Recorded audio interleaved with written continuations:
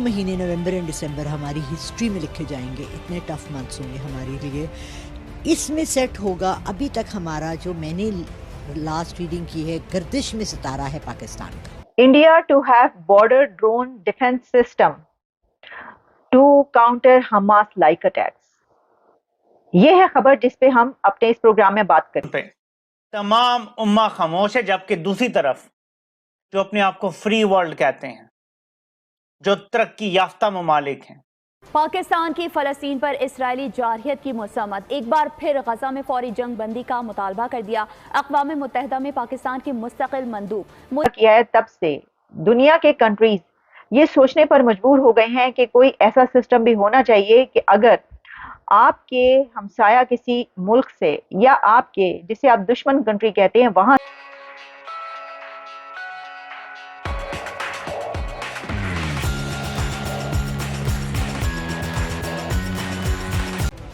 हम खेल रहे हैं दो चार बड़े पावर्स के हाथ में, हमें नहीं पता कि हम किसके हाथ में जाके बैठेंगे, ठीक है?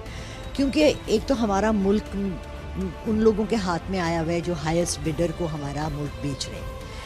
आप अपनी हिस्ट्री पाकिस्तान की उठा के देख लें, पिछले 30-40 साल में जब अफ़गानिस्तान में तालिबान थे और अमेरिका आया, किसने अपने बेसिस दिए? हमने दिए। इंडिया ने क्यों नहीं दिए? जब एड देने का वक्त आया, इंडिया को मिल गया।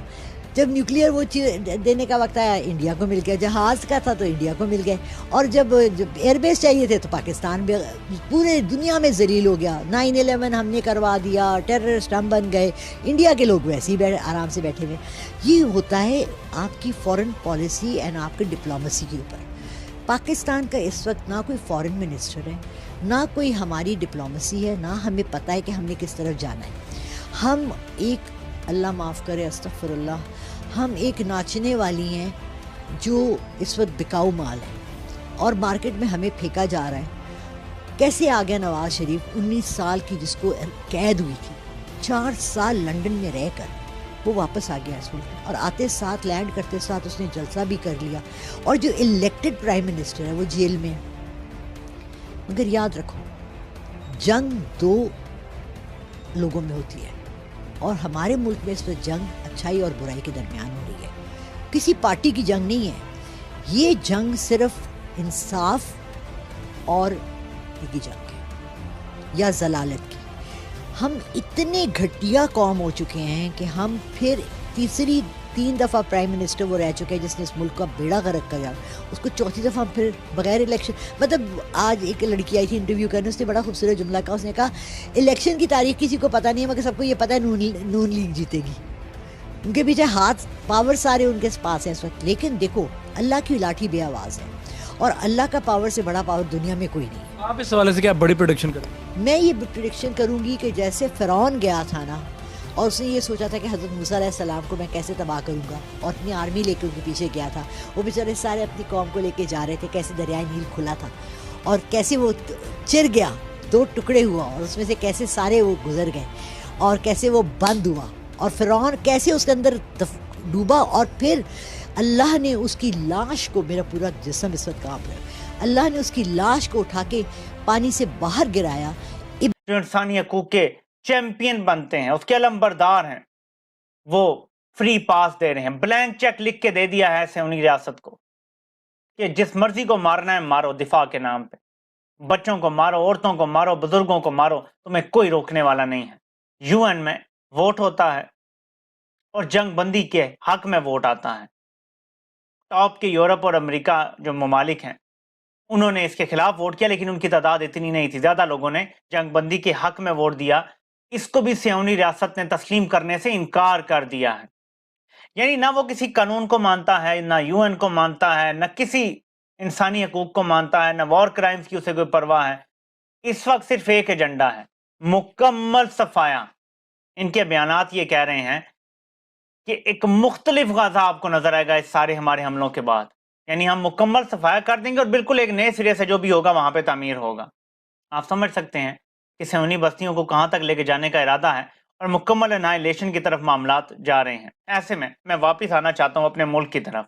वो मुल्क जिसके बाद एटमी हथियार हैं, वो मुल्क जो दावा करता है कि वो मुस्लिम उम्मा का मुहाफिज है, جس کے پاس فوج بھی مسلم امہ میں سب سے طاقتور ہے، جس کے پاس ایٹمی ہتھیار ہیں، وہ بالکل خاموش بیٹھا ہوا ہے، چوں تک نہیں نکل رہی منہ سے کہ کہیں امریکہ ناراض نہ ہو جائے، کہیں یورپ ناراض نہ ہو جائے، اور ان کو راضی کرتے کرتے انسانی تاریخ کا سب سے بڑا نسل کشی کا آپریشن چلنے دیا جا رہا ہے۔ میں اس کو سب سے بڑا اس لیے کہہ رہا ہوں کہ اگر آبادی کا تناسب دیکھیں تو اگر 2 ملین کے لوگ ہیں اور آپ سب کو ہی مار رہے ہیں تو یہ سب سے بڑی نسل کشی ہوگی۔ ہاں، اگر کسی شہر کی آبادی 10 کروڑ ہے اور اگر آپ 1 کروڑ کو مارتے ہیں تو نمبر تو وہ بہت زیادہ ہوگا، نمبر وائز وہ زیادہ ہوگا، لیکن اگر آپ تناسب سے دیکھیں تو یہ سب سے بڑی نسل کشی ہو رہی ہے انسانی تاریخ کی۔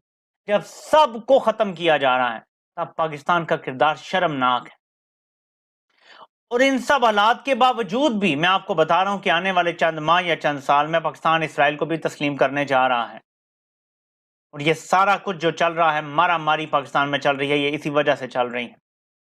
آپ دیکھیں مغرب کیسے دفاع کرتا ہے اپنے مفادات کا، اور عمران خان جو بولا کرتا تھا کہ امہ کو میں اکٹھا کروں گا اور ہم ایک ایسا پلیٹ فارم بنائیں گے جس سے مسلمانوں کے حق میں طاقتور آوازیں اٹھیں، یا OIC کو اتنا مؤثر کیا جائے گا کہ کوئی مسلمانوں سے ٹکر نہ لے سکے، اس کو اٹھا کے باہر پھینک دیتی ہیں اپنی ہی قوتیں۔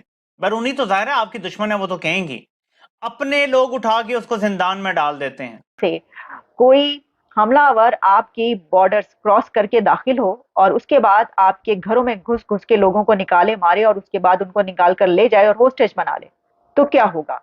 اب دنیا کے ملک یہ سوچ رہے ہیں کہ اس سے نمٹنے کے لیے بھی کوئی سسٹم ہونا چاہیے۔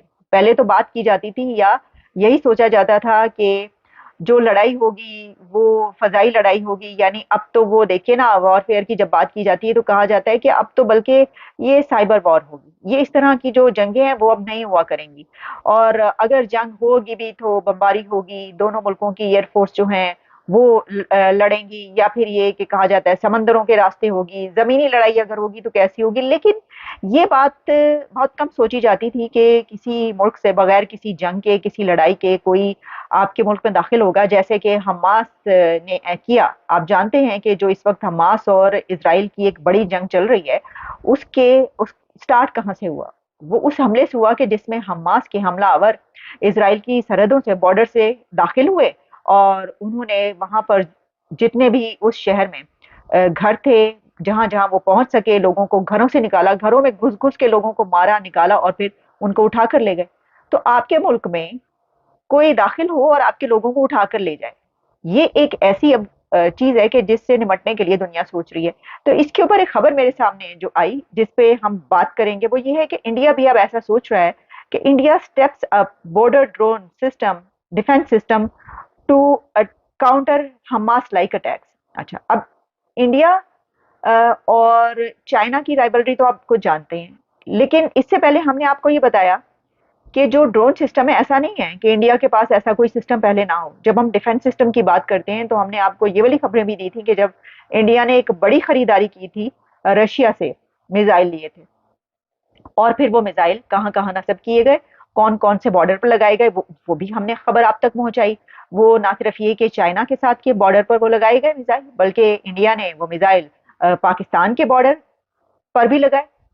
تو کوئی بھی کنٹری جو یہ سمجھتا ہے کہ اس کے کون سے کنٹریز ایسے ہیں جہاں پر اس پہ حملہ ہو سکتا ہے، تو وہاں پہ وہ اپنا جو ڈیفنس سسٹم ہے وہ ظاہر ہے کہ اس کو اپ ٹو ڈیٹ رکھتا ہے۔ لیکن اب یہ جو ڈرون سسٹم کی بات کی جا رہی ہے، تو ڈرون ٹیکنالوجی بھی پہلے سے موجود ہے، اور خاص طور پر انڈیا اور پاکستان کے بیچ تو یہ ایک ڈرون فینومینا کافی عرصے سے چل رہا ہے، جس میں ہم نے دیکھا کہ کبھی تو ہم کبوتروں پہ بھی لڑنا شروع ہو جاتے ہیں، جناب کبوتر ادھر سے آیا تو ادھر اترا تو وہ کچھ لے کر آیا ہے، یا کبوتر ادھر سے ادھر گیا تو وہ بھی کچھ لے کر گیا ہے۔